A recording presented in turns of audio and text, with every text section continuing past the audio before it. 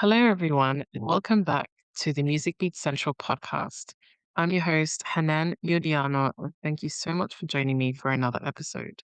Whether you're listening on Spotify, Apple Podcasts, Amazon Music, YouTube Podcasts, iHeartRadio, or your favorite podcast platform, truly appreciate your support. Before we get started, I'd like to thank everyone who tuned into episode 2, The Rise of Independent Artists. In that episode, we explored how musicians are building successful careers outside of traditional record label systems, and we highlighted some fantastic artists, including Flexi R7, Young Lava Kid, and Australian singer-songwriter JD Smith. If you haven't listened to episode 2 yet, be sure to check it out after today's show. And I'd just like to thank Flexi R7 and JD Smith for reaching out to say thank you for being featured in episode 2. And thank you so much for listening. I truly, truly appreciate it. Now, for episode 3, we're diving into a topic that affects almost every artist and every fan around the world. Today, we're talking about how social media is changing the music industry, from TikTok trends and Instagram reels to YouTube discoveries and Spotify playlists. Social media has completely transformed the way we discover, share, and experience music. But is that a good thing? Has it made music more accessible? Has it changed the way artists become successful? And are we listening to music differently than previous generations? Let's find out. Let's start by winding back the clock. Before social media existed, discovering music was very different. Most people discovered artists through radio stations, television programs like MTV, music magazines, newspapers, or recommendations from friends and family. If a record label wasn't promoting an artist, it was incredibly difficult for them to reach a wider audience. Think about it. If you wanted people to hear your music in the 1990s or early 2000s, you needed radio support, television appearances, or a major label backing you. Today, anyone can upload a song and potentially reach millions of listeners. That's an incredible shift. So, how music discovery has changed forever. Let's do a quick experiment. Think about how you discovered music growing up. Maybe you bought CDs. Maybe you listened to the radio. Maybe you waited for a music countdown show every weekend. So, I'm going to do a bit of this experiment myself to show you guys. So, I have with me a few CDs. Some of them are signed and some of them are not. But these are some of the few of the hundreds of CDs that I have from over the years. First one I have here, just to do that, is Human Nature. This was released, I think it was in 2000. I had the luck of seeing them live. They did an in-store, so I had it signed. Then we have Darren Hayes. This one is one of my favorite albums. It's called This Delicate Thing We've Made. So I don't know if you can see it, but you probably be able to get the gist of what I have here. Then we have JD Smith, the artist that I spoke about in episode 2. So this is one of his albums. This one is a signed album. So thank you, James, for signing that for me. Then we've got Jessica Mauboy, another signed album. This one was also at an in-store back in 2009. Lovely, lovely person. She's really down to earth. Absolutely amazing as well. And then after the cassette that I had of Tina Arena, I then later on bought her CD album of Tenors. So yeah, I grew up with cassettes, then with CDs, and then with radio. When Today FM was good at one point, I don't listen to that radio station anymore because I don't think it's great as it used to be. But at the time, it was my go-to, one of my radio stations that I would listen to. Then also 106.5 FM as well. That one I don't listen to as I used to as well. I think it really changed. really became very commercialized. And it's just, yeah, just don't listen to it anymore. My go-to though, I listen to Smooth FM 95.3. That one has like all these old school music on there and sometimes new music, but it's artists that I grew up with. So I guess that's why I love listening to that radio station. I'm not doing any promoting. It's just talking about what I grew up with and still listen to. And then with music programs, I would watch MTV, Rage, Video Hits. Um, yeah, the few music programs that I used to watch every weekend, and then started to go during the week. So like before school or before college, I would watch um, any music program to start my morning before I left to go for the day. But I unfortunately don't do that anymore. I think it's more like I discover musicians through YouTube, Instagram, TikTok, um, Spotify, any platforms really. So yeah, that's my childhood to young adulthood to now. So you're scrolling through Instagram, you're watching TikTok, you're browsing Spotify playlists, you're watching YouTube shorts. Without even trying, you're constantly discovering new music. The journey between artist and listener has never been shorter. Music is literally everywhere. And that's one of the biggest reasons social media has become such a powerful force in the industry. Power of viral music. One of the biggest changes social media has introduced is viral music. Songs can now become global hits almost overnight. A great example is Chappelle Roan or Roan. For years, she worked hard building her audience, releasing music and performing live. Then social media helped introduce her music to millions of new listeners, turning her into one of the biggest breakout artists in recent years. Another example is Benson Boone. Many fans first discovered him through social media clips that showcased his incredible voice and emotional performances. Today, he's one of the fastest rising artists in the world. Here's something interesting. Have you ever heard a song online, started singing it days later, and then realized you don't even know who the artist is? That happens all the time now. It's happened to me. The song often becomes famous before the artist. That's completely different from how the music industry used to work. Love it or hate it, TikTok has become one of the most influential music platforms in the world. One artist who benefited enormously is Steven Sanchez.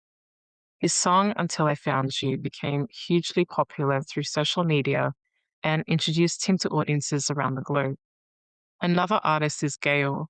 Her song ABCDEFU exploded online and quickly became an international hit. Remember when that song came out? I don't know how it became so catchy in my head, but I couldn't get it out of my head for days. Did that ever happen to you guys? Let me know in the comment section. TikTok doesn't just create new stars, it also introduces young audiences to older songs. Songs released decades ago regularly find new lives through viral videos. A single trend can completely change an artist's career. That's extraordinary when you think about it.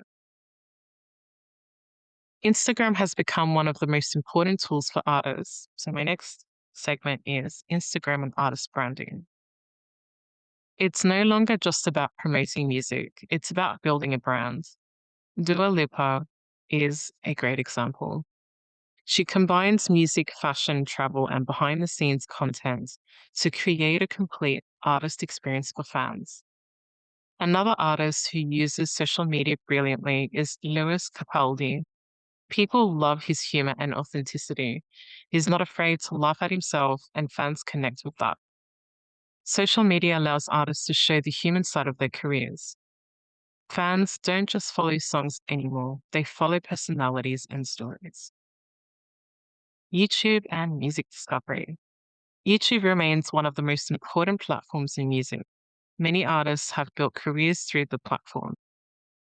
Madison Beer first gained attention online through videos showcasing her voice.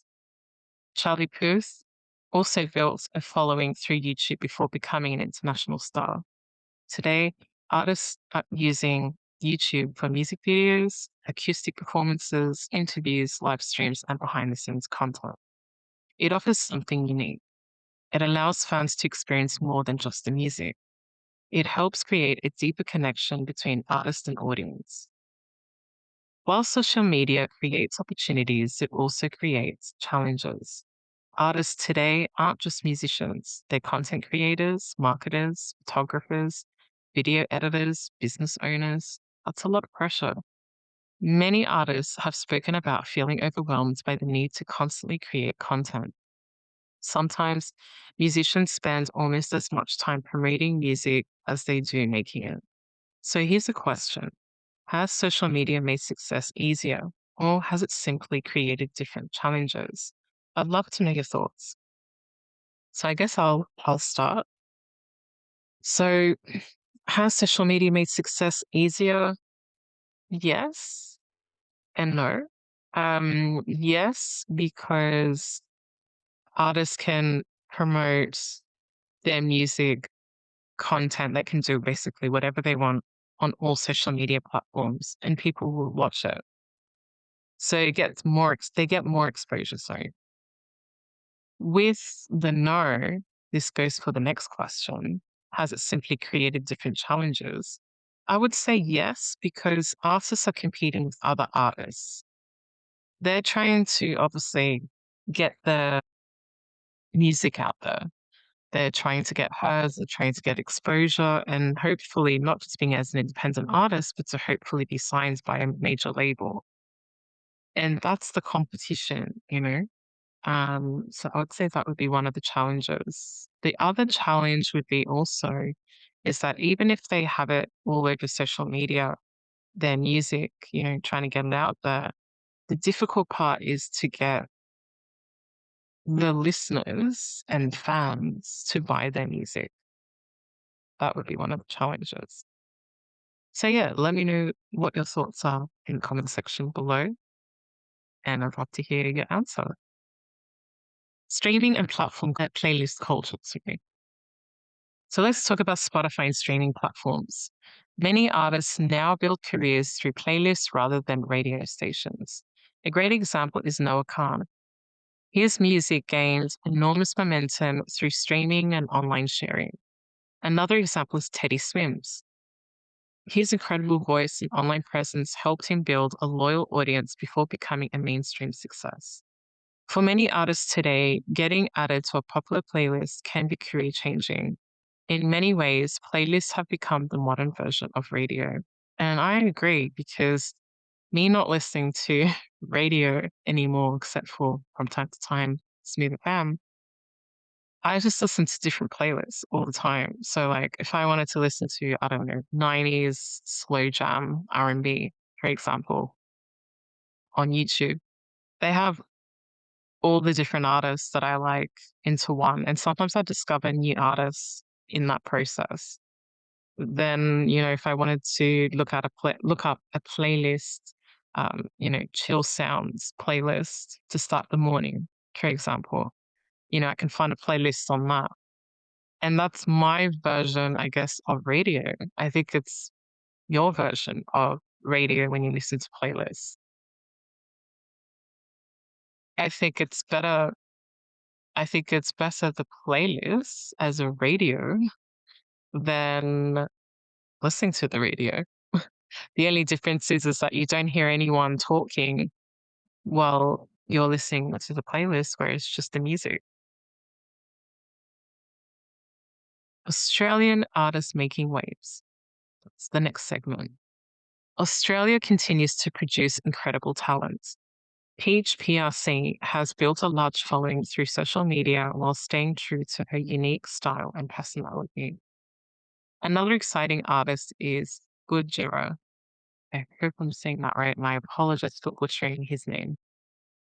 His powerful voice and songwriting have earned him recognition both in Australia and internationally.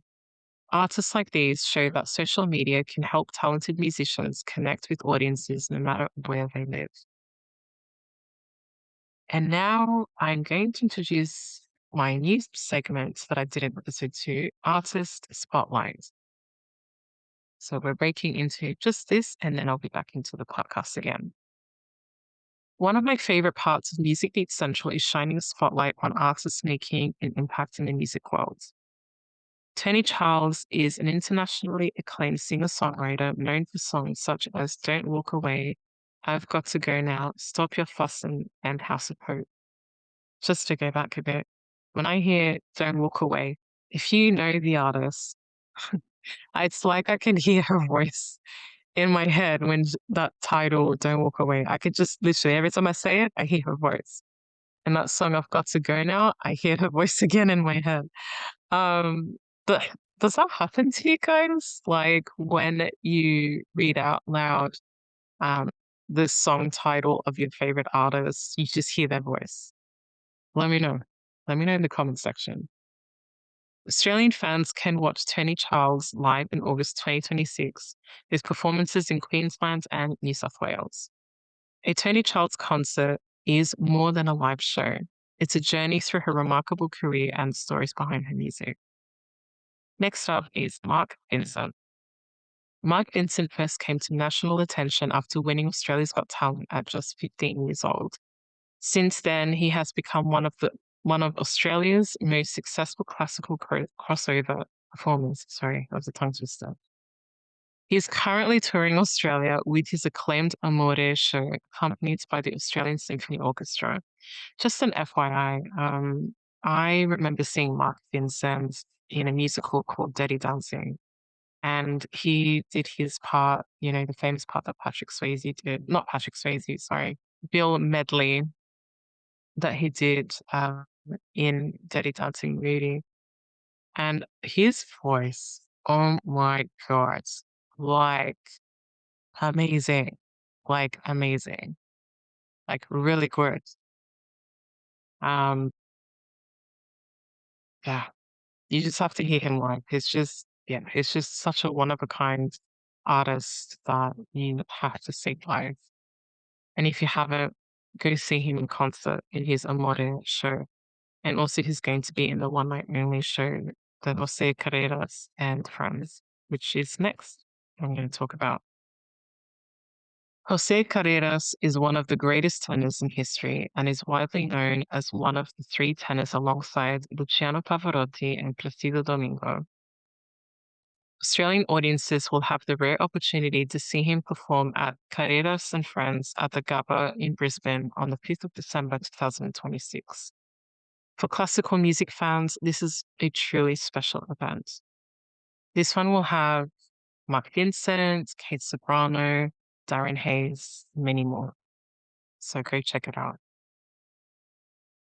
I'd also like to give a shout out to Flexi R7, Young Lava Kid, and JD Smith. So this is just another shout out from the previous episode.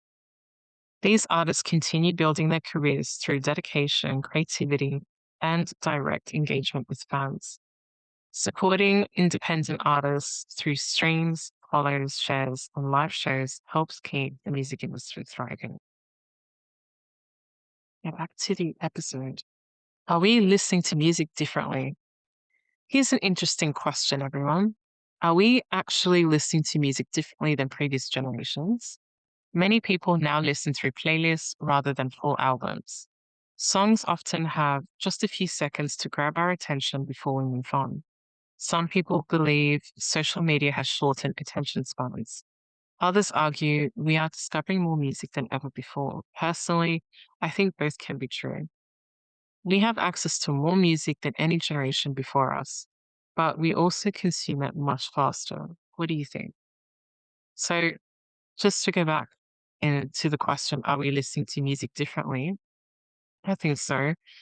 I mean, before social media, we had, the radio and TV, and then purchasing the hard copies like of CDs, cassettes, then DVDs of the concerts that you like as well. Now you can just download, the album or a playlist with your favorite song in it on Spotify, on YouTube Music, on Amazon, on iHeartRadio. I mean, the choices are endless for us. Um, it really has expanded over the years comparing to my generation and generation before me, the generation after us. Um, I'd say you guys are the lucky ones on that one. So, my next segment is the future of music. So, looking ahead, technology will continue shaping music. We'll see new social platforms, virtual concerts, AI powered experiences, new ways for artists and fans to connect. But no matter how much technology changes, one thing remains constant. Great songs still matter. Technology can help people discover music, but it's the music itself that keeps listeners coming back.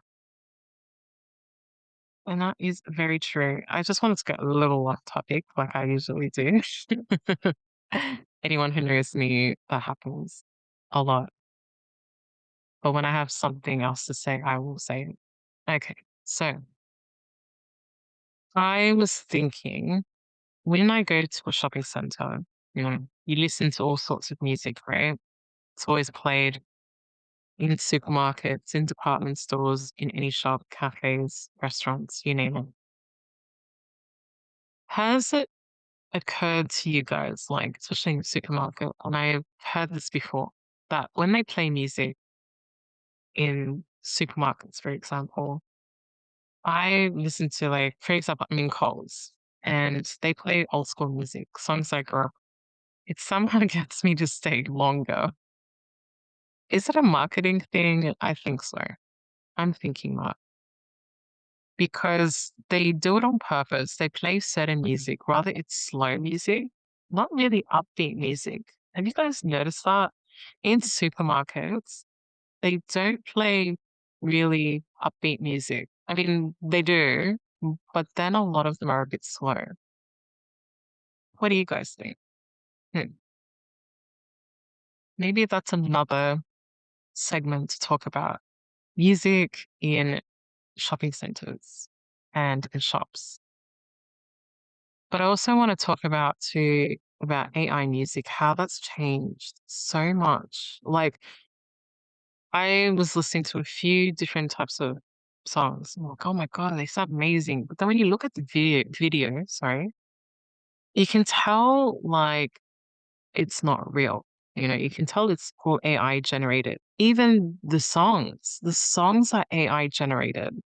I mean, anyone can be a musician, and that's the scary part. And that also affects all the artists out there who legitimately sing and, you know, want to make a career out of music, while other people are making a lot more money with AI music and releasing it supposedly as the artist themselves when they're not the artist. It's just AI generated.